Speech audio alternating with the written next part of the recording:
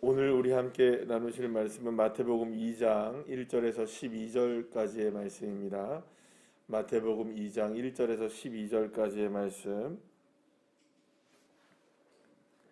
우리 다 같이 함께 합독하시겠습니다.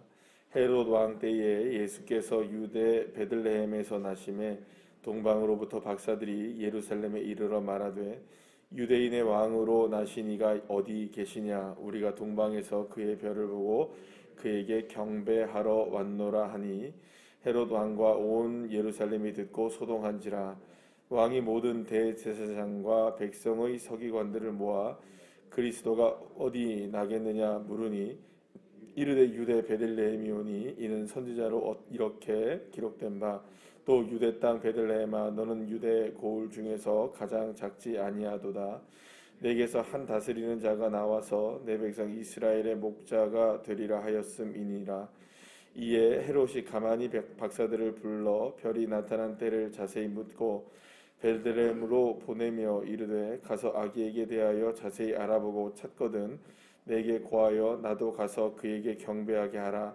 박사들이 왕의 말을 듣고 갈새 동방에서 보던 그 별이 문득 앞서 인도하여 가다가 아기 있는 곳 위에 머물러 서 있는지라. 그들이 별을 보고 매우 크게 기뻐하더라. 집에 들어가 아기와 그의 어머니 마리아가 함께 있는 것을 보고 엎드려 아기께 경배하고 보배합을 열어 황금과 유향과 모략을 예물로 드리니라. 그들은 꿈에 헤롯에게로 돌아가지 말라 지시하심을 받아 다른 길로 고국에 돌아가니라. 아멘. 할렐루야. 오늘 본문은 그 예수님께서 태어나실 때 일에 대한 전혀 다른 시각에서의 한 가지 사건을 우리에게 말씀해 주고 있는 것이라고 할 수 있습니다.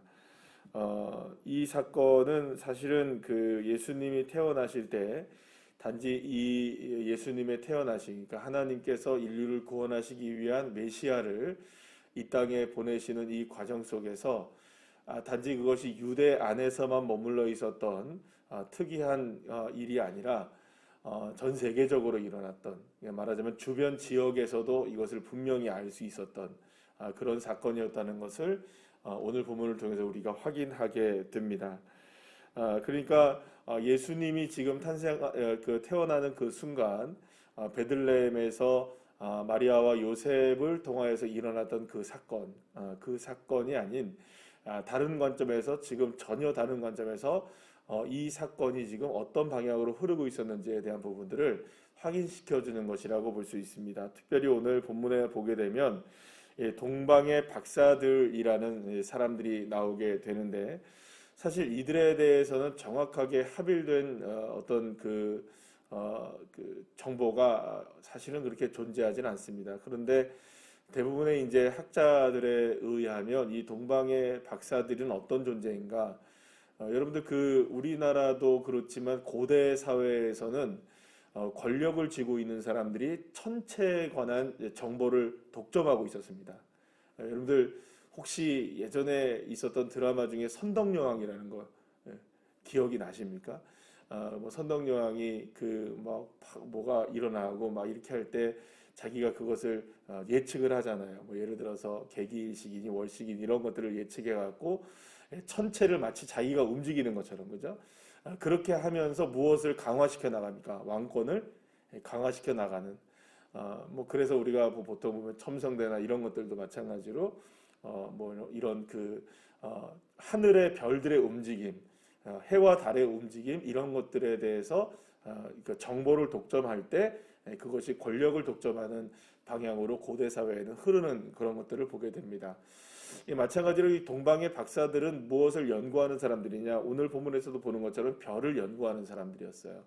그러니까 단순하게 우리로 얘기하면 지금의 이 시대에 얘기하면 뭐 하늘의 천체를 연구하는 그런 사람들이 아니라 이 당시에 그 당시에 별을 연구하는 이런 사람들은 특히 이제 고대의 점술가들로 알려져 있는데, 단순하게 점을 치는 그런 사람들이 아니라 이들은 한 지역에 어떤 그 지도자였을 가능성도 많고, 또 심지어는 주변 지역에 어떤 한 그 나라의 왕으로서의 권력을 가지고 있었던 사람일 수도 있다는 그런 생각을 할 수가 있게 됩니다. 어쨌든 간에 이들은 그냥 사람들이 아닌 거예요. 오늘 본문에서도 보게 되면 딱 유다 땅에 오자마자 누구를 만납니까?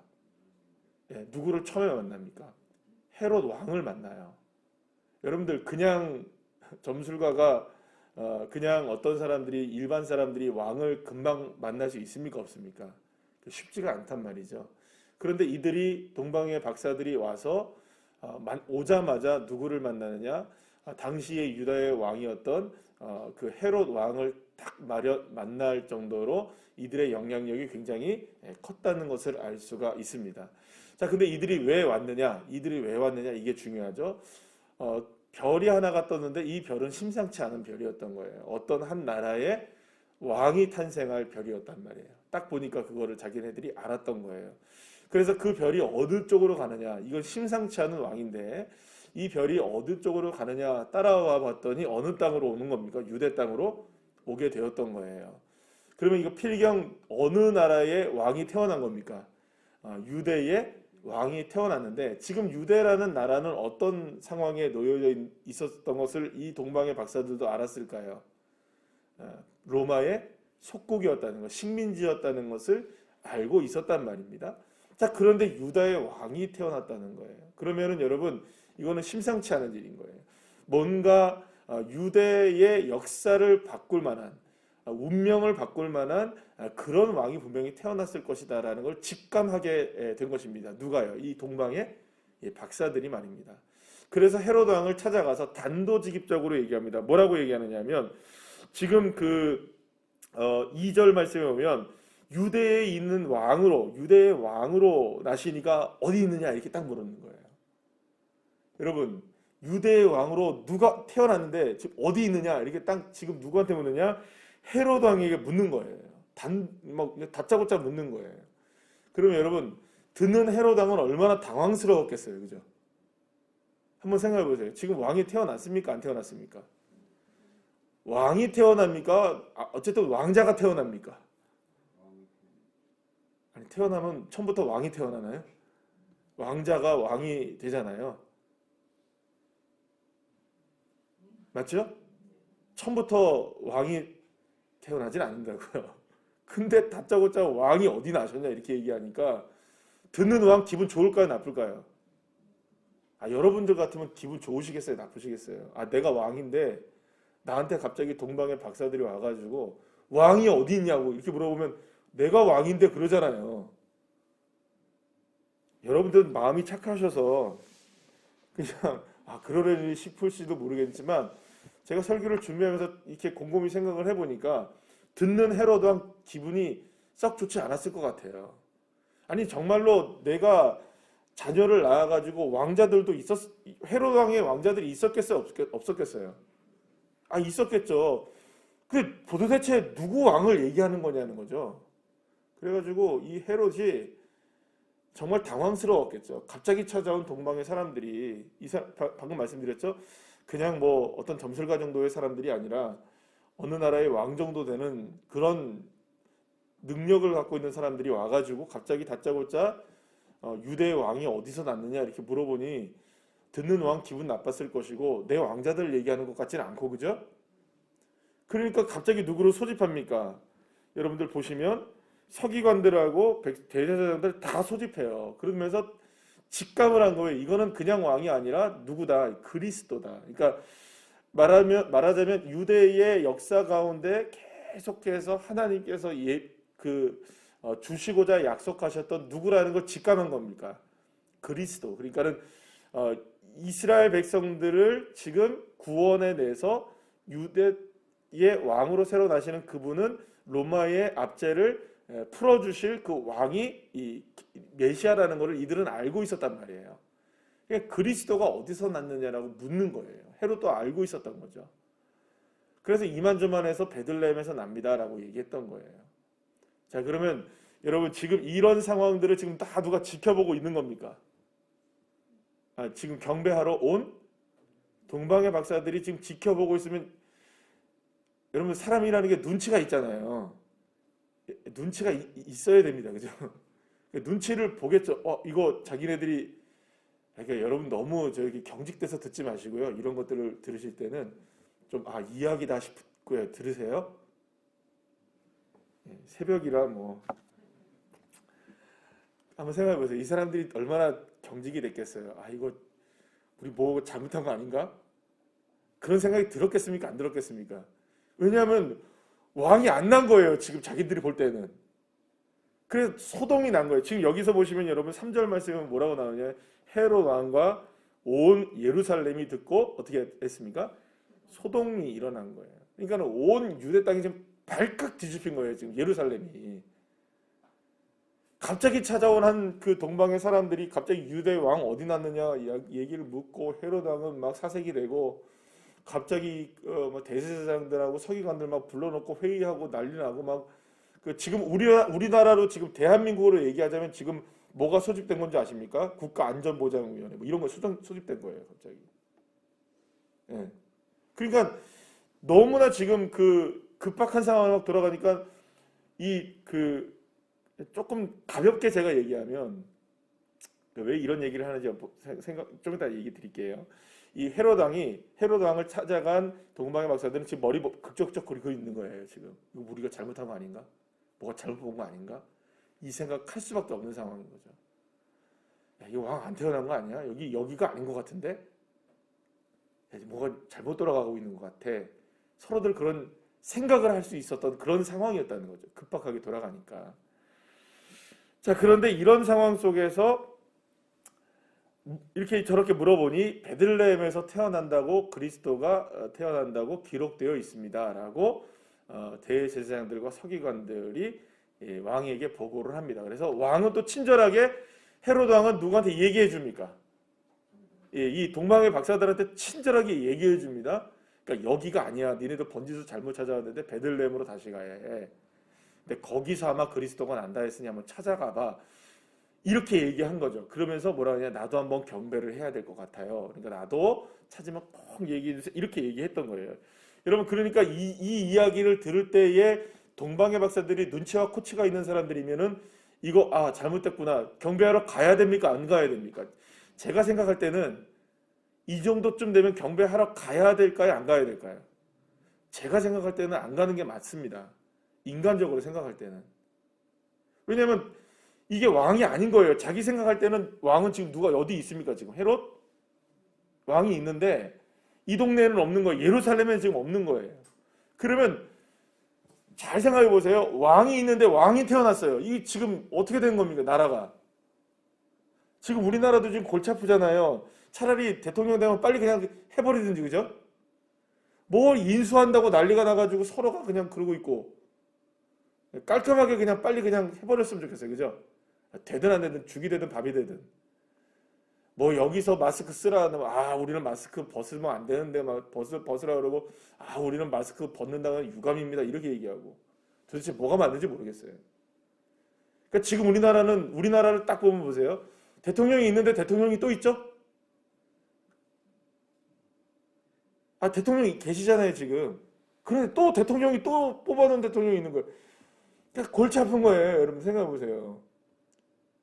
이럴 때는 고대 사회에서 정적을 제거합니다. 그죠? 그럼 내전이 일어나는 거예요. 상황을 잘 보면 경배하러 가야 될까요? 그냥 가야 될까요? 그냥 가는 게 맞는 거예요. 그런데 가다가 문득 그 별이 다시 떠올라요. 이들이 뭘 보고 왔습니까? 지금까지. 별 보고 왔어요. 그러니까 별 보러 가는 겁니다. 어쨌든 간 거예요. 베들레헴으로 가고자 한 것이 아니라 그저 자기네들이 별 보고 또 따라간 거예요. 근데 가보니 그것이 또 베들레헴이 맞는 거예요. 그래서 아기를 경배했던 거예요. 자, 오늘 제가 말씀드리려고 하는 것은 예수님이 이렇게 태어나셨습니다라고 이야기하는 것이 아니라 동방의 박사들에게 조금 더 집중해 보려고 하는 거예요. 동방의 박사들은 이들은 왕이 태어났다는 생각을 가지고 이 유다 땅에 왔는데 와보니 상황이 지금 이상하게 돌아가고 있는 거예요. 그러면 이 정도쯤 되면 어쩌면 그냥 짐 싸고 다시 돌아가는 게 맞을지 모르겠어요. 그런데 이들은 끝까지 가요. 끝까지 간단 말이죠. 사랑하는 여러분, 제가 주목하고자 하는 이 새벽에 오늘 짧은 시간에 주목하고자 하는 것은 뭐냐면 이들의 용감함입니다. 그리스도가 이 땅에 태어나셔서 동방의 박사들이 가지고 있었던 이 용감함이 어쩌면 저와 여러분에게도 이 시대에 좀 필요한 것이 아닌가. 어제 우리가 말씀을 통해서 예수님이 이 땅에 오신 것을 우리가 하나님이 뭐라고 말씀하시냐면 임마누엘이라고 말씀하셨죠. 그러니까 임마누엘은 뭡니까? 하나님이 우리와 함께 하시다라는 것이죠. 그러면 하나님이 이 땅 가운데 인간의 육신으로 예수님을 보내주시는 아주 너무나 기막힌 용감한 하나님의 선택이 있으셨던 것이죠. 근데 하나님의 선택과 하나님의 집중과 하나님의 역사하심에 가장 먼저 그분을 만나러 갔던 사람들은 이러한 용감함이 있었던 거예요. 자신들에게 어떤 불이익이 닥칠지도 모르고 자신들이 잘못된 길이 왔는지도 모르고 자신들이 지금 뭔가 이상한 일을 지금 하고 있다는 것을 직감했을 텐데도 불구하고 끝까지 무엇을 보러 간 겁니까? 별을 보러 간 거고 그 별이 인도하는 대로 따라간 거고 그곳에서 누구를 만나게 된 겁니까? 예수님을 만나게 된 거죠. 사랑하는 여러분, 적어도 이 시대에 예수님을 만나는 것이 결코 쉬운 일이 아닌 시대를 우리가 살아가고 있습니다. 교회를 나오는 것도 그렇고 내가 예수님을 믿는다는 것을 드러내는 것도 그렇고 여러 가지의 모습 속에서 우리가 예수 그리스도의 그리스도의 인임을 드러내는 것이 만만치 않은 시대를 우리가 살아가고 있지만 적어도 동방의 박사들이 별을 보고서 예수님을 쫓아갔던 것과 같은 용감한 정도는 우리 있어야 되지 않을까요? 예수님을 믿는데 이 정도의 용감함이 없이 주님을 만난다고요? 예수님을 처음 만났던 동방의 박사들이 이 정도의 용감함이 있었다는 걸 생각해 볼 때 우리는 적어도 이 정도보다도 더 강한 용감함이 있지 않아야 될까요? 여호와 하나님이 나에게 임마누엘을 주셨던 이 놀라운 은혜를 생각한다면, 십자가의 예수님을 생각한다면, 나를 구원하신 예수님의 은혜를 생각한다면 이 정도쯤의 용감함 없이 예수님을 믿나요, 우리가? 지난 우리 코로나 시대의 2년 반 동안의 시간을 우리 생각해 보시죠. 얼마나 벌벌 떨었습니까? 얼마나 우리가 위협을 많이 당했습니까? 얼마나 어려움을 많이 겪었습니까? 그러나 지금 사랑하는 여러분, 돌이켜보면 그 시간들이 우리에게 무엇이 필요했던 시간들이었을까요? 주님 앞에 나오는 용감함이 필요했던 시간들이었던 겁니다. 그러나 우리 어떻게 됐었나요? 사실은 돌아보면 너무 두려워 떨었고 너무 우리가 부족했고 너무 용감하지 못했고 때로는 비겁했을 때도 있었다는 것을 우리가 고백하지 않을 수 없는 겁니다. 사랑하는 여러분, 주님 우리를 위해서 자신의 몸 내어주셨습니다. 용감하게 찢기시고 깨지시고 죽으시면서 우리를 위해 십자가 지셨습니다. 우리 그런 용감함 이제 필요한 시기가 되었습니다. 일상의 회복이 되어지는 이때에 마스크를 쓰냐 마느냐의 용감함도 필요합니다. 그죠? 주님을 만나는데 그보다도 더 용감함이 필요하지 않겠습니까? 동방의 박사들이 별을 피하지 않았고 동방의 박사들이 정치적 상황, 이런 상황 저런 상황 다 있었음에도 불구하고 피하지 않았습니다. 그저 주님 끝까지 따랐습니다. 그리고 주님을 만나는 사람이 되었습니다. 우리 그렇게 만납시다. 용감하게 동방의 박사들처럼 이보다 더 해야 되지 않겠습니까? 이들은 예수님이 정말 누군지 몰랐어요. 그죠? 그리고 그냥 간 거예요. 근데 우리 예수님이 누군 줄 알잖아요. 우리는 날 구원하신 구세주 아니십니까? 믿으십니까? 용감합시다. 기도하겠습니다.